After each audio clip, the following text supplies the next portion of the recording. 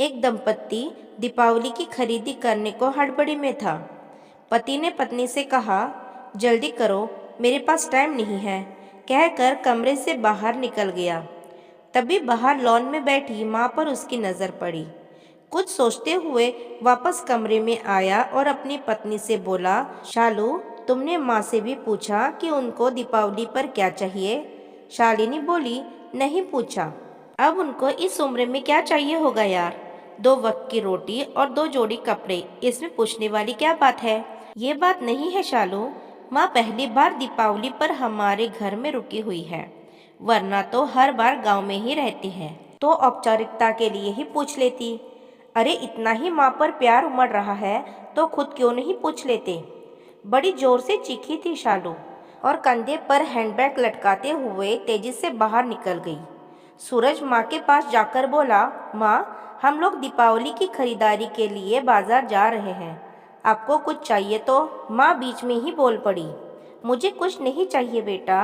सोच लो माँ, अगर कुछ चाहिए तो बता दीजिए। सूरज के बहुत जोर देने पर माँ बोली, ठीक है, तुम रुको, मैं लिख कर देती हूँ। तुम्हें और बहू को बहुत खरीदारी करनी है, कहीं भूल न जाओ, कहकर सूरज की माँ अपने कमरे में चली गई।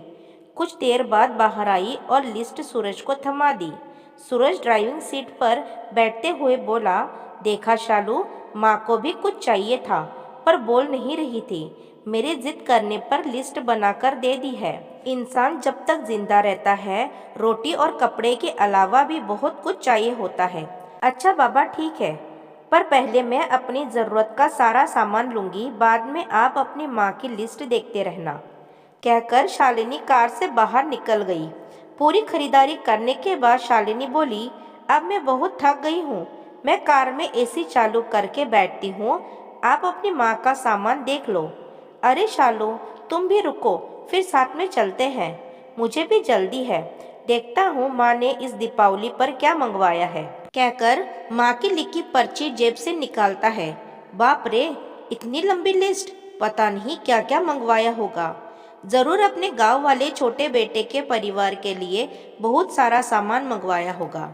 और बनो श्रवण कुमार, कहते हुए शालिनी गुस्से से सूरज की ओर देखने लगी। पर ये क्या? सूरज की आंखों में आंसू और लिस्ट पकड़ते हुए हाथ सूखे पत्ते की तरह हिल रहा था, पूरा शरीर कांप रहा था। शालिनी बहुत घबरा गई। क्या हुआ? ऐसा क्या मांग लिया है तुम्हारी माँ ने? कहकर सूरज के हाथ से पर्ची झपट ली। शालिनी भी हैरान थी, इतनी बड़ी पर्ची में बस चंद शब्द ही लिखे थे। पर्ची में लिखा था, बेटा सूरज, मुझे दीपावली पर तो क्या, किसी भी अवसर पर कुछ भी नहीं चाहिए, फिर भी तुम जिद कर रहे हो तो तुम्हारे शहर की किसी दुकान में अगर मिल जाए तो फुर्सत के कुछ पल मेरे लिए लेते आना। ढलती हुई सांझ हूँ अब मैं। सूरज, मुझे गहरे अंधेरे से डर लगने लगा है, पल पल मेरी तरफ बढ़ रही मौत को देखकर। मैं जानती हूँ मौत को टाला नहीं जा सकता, शाश्वत सत्य है, पर अकेलेपन से बहुत घबराहट होती है सूरज।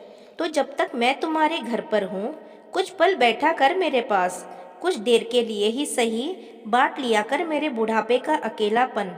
बिन दीप जलाए ही रोशन हो जाएगी मेरी जीवन की सांझ। कितने साल हो गए बेटा तुझे स्पर्श नहीं किया, एक बार फिर से आ मेरी गोद में सर रख और मैं ममता भरी हथेली से सहलाऊं तेरे सर को। एक बार फिर से इतराए मेरा हृदय मेरे अपनों को करीब, बहुत करीब पाकर, और मुस्कुराकर मिलूं मैं मौत के गले। क्या पता अगली दिवाली तक रहूं ना रहूं। पर्ची की आखिरी लाइन पढ़ते पढ़ते शालिनी फफक फफक कर रो पड़ी। ऐसी ही होती है माँ दोस्तों, अपने घर के उन विशाल हृदय वाले लोगों जिनको आप बूढ़े और बुढ़िया की श्रेणी में रखते हैं, वे आपके जीवन के कल्पतरु हैं। उनका यशोचित आदर सम्मान, सेवा और देखभाल करें। यकीन मानिए, आपके भी बूढ़े होने के दिन नज़दीक ही है, उसकी तैयारी आज से ही कर ले, इसमें कोई शक नहीं।